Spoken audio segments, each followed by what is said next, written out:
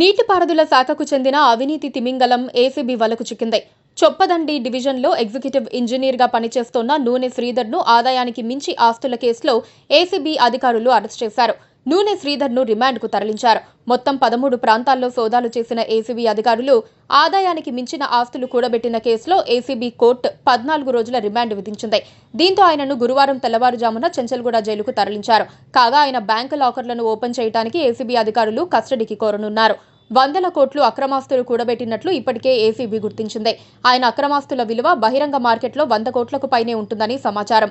శ్రీధర్తో పాటు అతని బంధువులు, సన్నిహితులకు సంబంధించి హైదరాబాద్, కరీంనగర్, బెంగళూరులో 13 చోట్ల బుధవారం ఉదయం ఏకకాలంలో తనిఖీలు ప్రారంభించారు. కరీంనగర్లో శ్రీధర్ను అదుపులోకి తీసుకుని హైదరాబాద్ తరలించారు. బెంగళూరులో 4 చోట్ల, హైదరాబాద్లో 6 చోట్ల ఏసీబీ అధికారులు సోదాలు చేశారు. కరీంనగర్లోని కాళేశ్వరం ప్రాజెక్టు కార్యాలయంలోనూ తనిఖీలు నిర్వహించారు. శ్రీధర్ అక్రమార్జనకు సంబంధించి భారీగా ఆస్తులను గుర్తించారు.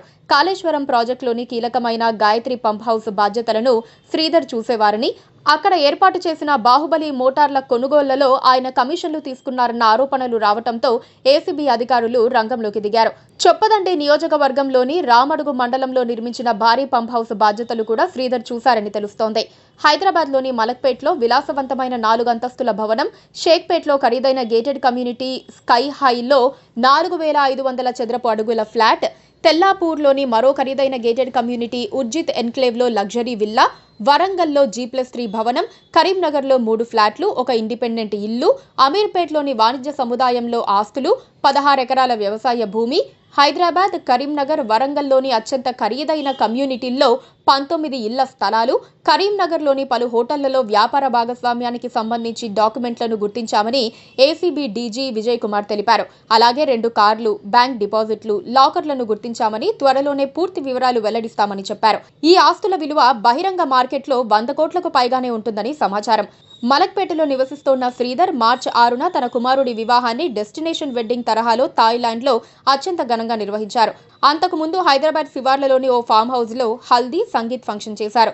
మార్చి 9న నాగోల్లోని శివం కన్వెన్షన్లో కుమారుడి రిసెప్షన్ వేడుకలు నిర్వహించారు. కుమారుడి పెళ్లికి కోట్లు ఖర్చు పెట్టడంతో ఆయనపై ఏసీబీకి ఫిర్యాదులందాయి. శ్రీధర్ ఇరిగేషన్ ఇంజనీర్ల సంఘం అధ్యక్షుడిగా కూడా పనిచేస్తున్నారు. Please subscribe to KTV Telugu. KTV Telugu. KTV Telugu. KTV Telugu channel.